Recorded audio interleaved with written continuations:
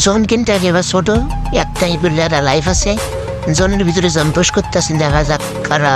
রিপক্স gaming বেডি top জন বসার, তাহলে বিলাক্টিভল ফর কি বা ফাউনি বা জন পোস্টটা দেখো তোমরা।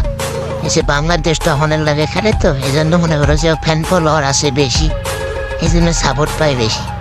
আসলে আমরা তো বিবাজের লাগে খেলি না, এই জন্য ভিউ আসে না।